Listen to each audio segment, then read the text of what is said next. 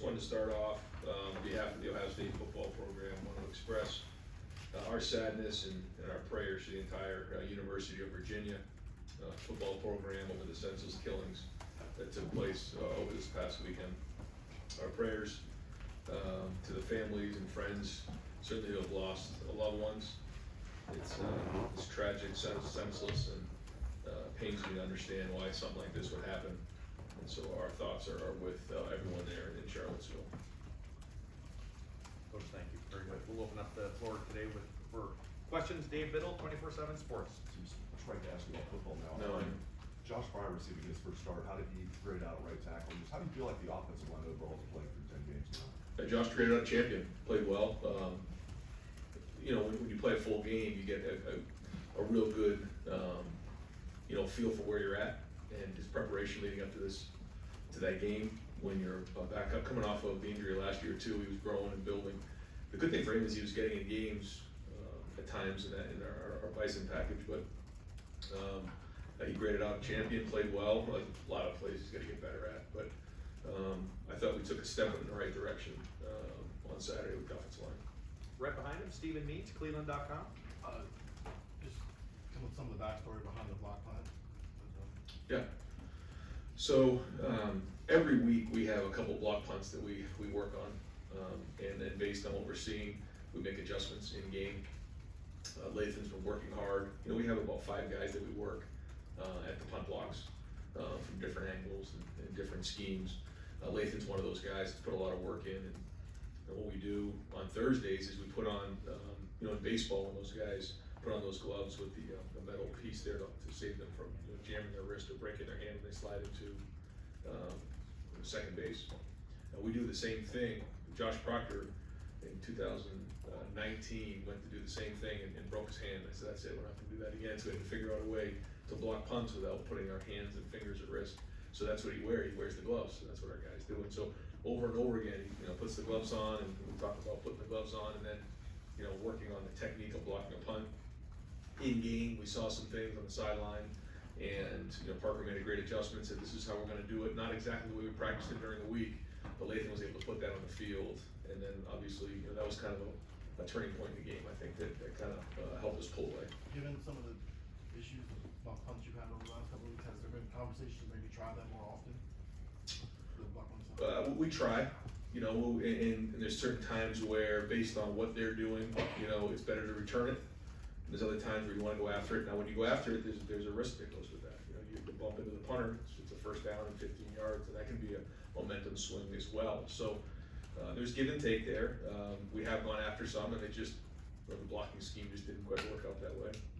There's a lot more challenges with the new style of the rugby punters with the shield, as opposed to maybe like 10 years ago, you saw more of the pro style where those guys would kick slide. It was more of a in the pocket punt. The guys nowadays with the Australian rules punters, they can really be creative about where they go. It becomes a different and probably more difficult challenge to block punts. Right behind him, Dan Hope, 11 Warriors. Ryan, you said after the game Saturday that Xavier hadn't been practicing much at running back. Is that something that he will do more going forward after playing what he did Saturday? Yeah, he's done both in his career. He had been practicing more receiver recently, but he's done a lot at running back as well. He's spent really the first couple of years at running back, and so you can see his running skills. I mean, he jumped right in, and it wasn't like we had to spend a ton of time with him on the tracks. He's got plenty of experience doing that, and we always kind of felt like he was more of a running back than he was a receiver, and then he's blossomed as a receiver as well. So him being able to provide depth right there has been huge, and he's done really good things when the ball's been in his hands. What do you think it is about him that enables him to go back and forth between positions so successfully? I think it's because he learned, coming through special teams, all the different ways to play football. You just learn so much playing all 4 phases, and he's done that. He's embraced it. You're playing out in space on kickoff return. You're learning how to avoid blocks. You're learning how to block people. You're learning how to catch the ball. When he's the kickoff return guy, he's done some punt return work in practice. There's just so many different things and skills that you learn playing special teams that's translated to him being productive on the field. 4th row middle, Pat Murphy, 24/7 Sports. Ryan, said competitive excellence probably as much as anything this year. You guys have obviously done that well. You've got a game this weekend, but there's a big one coming in 2 weeks. How do you guys keep attention on Maryland, make sure no one's looking ahead to get to where you want to go before that game? I think it's something that comes up every week, it comes up every year, this time of year. So what we try to do is like you said, the competitive excellence focus is something that we talked about early on, so that when we got to a moment like this, you don't just walk in a Tuesday meeting and say, guys, okay, we gotta really focus on this week. Well, we've been saying this all along.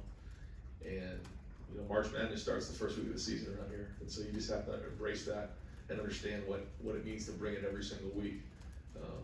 Now we're working, the game at the end of the year, every day out of the year. So that's not something that is out of the ordinary to know that that's always in the back of our minds, but that's like that every week. So our focus right now is on Maryland, going down there at 3:30, playing really good football, and then going from there. Fourth row right, Cameron T. Robinson, The Athletic. Ryan, kind of to expand on that, you mentioned it even last week that you guys prepare for the game at the end of the year all year long. Right. I know you're not sitting there watching Michigan film, so like, what goes into preparing for big games on a weekly basis for you? Well, I just think it's a mindset. It's something that we've done in the off season. We do all along. But right now, again, the focus has to be on how we play on Saturday, and that's building towards the end of the year and playing our best football in November, because we know we have to play our best. We have an opportunity to go 11-0 this weekend and still not have reached one of our goals yet. It's just sobering, but it's the facts. So we know that, and it's part of that building process. Week in and week out, to be playing our best football in November. That's what we focus on. And so we got a really good opponent here in Maryland. They played some teams really well this year. And you look at the teams that they played and the scores and what they've done. Mike's done a good job of recruiting some really good athletes there. I think Talbi is a very talented quarterback. They have some weapons on the outside. And they've played good on defense. I think they're stout over there, and they've played well this season. So, we've been in battles with these guys before. We've been in the same situation in 2018, and that game went into overtime. So, Mike does a really good job, and we got to play really well. I'll follow up with a quick on Paris. What about him allows him to juggle so many things between work, school, and his foundation and still do it well? I think it's the balance that he found growing up. His mom, Monica, certainly had a big part in all of that, and making sure that he understood that football is something that he does. It's not who he is, and that balance has become more important now, I feel like, than ever before, with the exposure our players get and everything that comes with it. That balance is very, very important, because at some point football does end.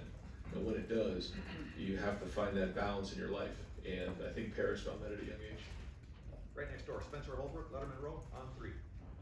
Ryan, Ty Hamilton played more run defense snaps against Northwestern, and more pass defense snaps against in the last game. What do you guys like about him on the inside, and have you seen him take a step forward? I think he had those second of those snaps in the game. Yeah, no, I think he's playing his best football by far. I think you guys have seen it, graded out a champion. And I think you're seeing versatility there. I think you're seeing, like you said, strong against the run, powerful against the run, but also transitioning into the pass rush and pushing the pocket. And Ty's gotten better every day. He works every day. He's there every day. And, we think he's playing at the starter level. Dylan Davis, Delaware Gazette, 3rd row right. Was Dallin Payton somebody in the summer that you looked at and said, that guy could play for us right now, or that's kind of happened after the season progressed and as you had to put him in there? I guess, how is his development? Is it surprising you at all, or did you see that guy as somebody who could contribute if needed? I mean, the talent was there. It's a matter of how quickly can they assimilate, how quickly can they get into the program and the culture, and then can they sustain over an extended period of time with all of the things that we ask of them, academically, in the weight room, the preparation, just the daily grind of being a college football player as a freshman. That's really what you're not sure about a young player. And then sometimes, it takes a little bit longer for them to get on the field. For Dallin, he's been able to, when he's get on the field, first of all, he's taking care of the ball. It's number one job as a running back. And then from there, he's been able to go play and not let the moment be too big for him. I think when you watch him run, he runs with good vision. He runs with, he's got good quickness, good feet in the hole. accelerates through the hole.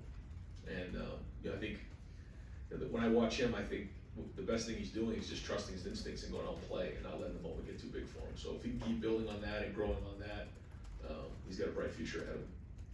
Right next door, Rob Aller, Columbus Dispatch.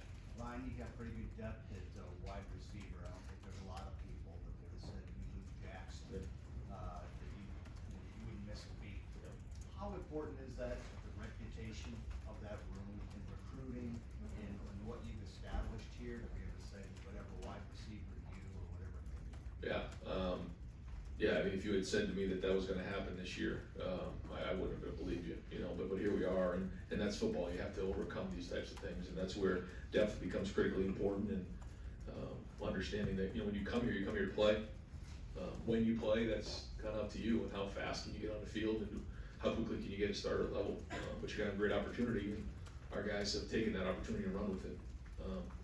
But I think you can see the development, you can see the blueprint, you can see, you know, how we do things schematically, fundamentally, the way Brian teaches, and so it's an exciting time to be a wide receiver at Ohio State. Follow up, that said, what would Jackson give you right now? I mean, there are people who say, oh, you haven't missed anything, you don't really need him, but what would he add to what the offense is? Yeah, I mean, it's hard to say now that we've played 10 games, and not really had him available, but listen, Jackson, you know, is one of the best receivers in the country, one of the best, you know, slot receivers I've ever been around, so, you know, he's been missed.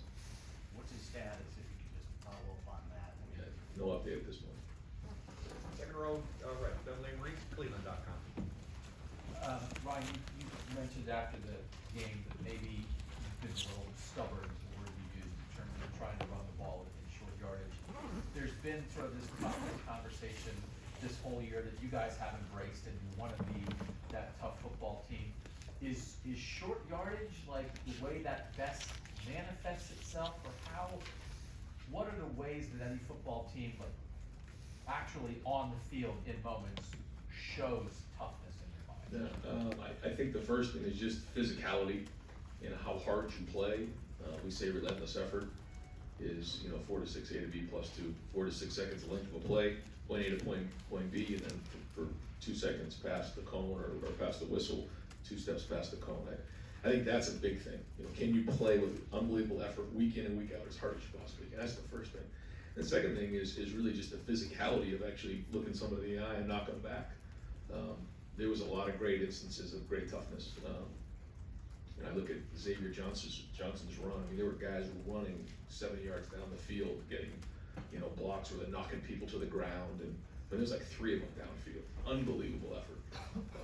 There was some really good clips in here that we showed at the champions meeting. I think we had about 14 clips of just relentless effort, toughness, discipline, guys playing really hard, some unbelievable clips on special teams of just guys laying out, knocking people over. So I think all those things lead to that. Now you gotta bring it every week, but those are the things. In terms of the short yardage, yeah, I mean, that can be a part of it. You gotta get movement. You know, you gotta run a guy over. You gotta be physical, and you know, we split the big one for on 3rd and 1 for the touchdown. That was great, but then there was some other ones that, you know, we gotta do a better job of.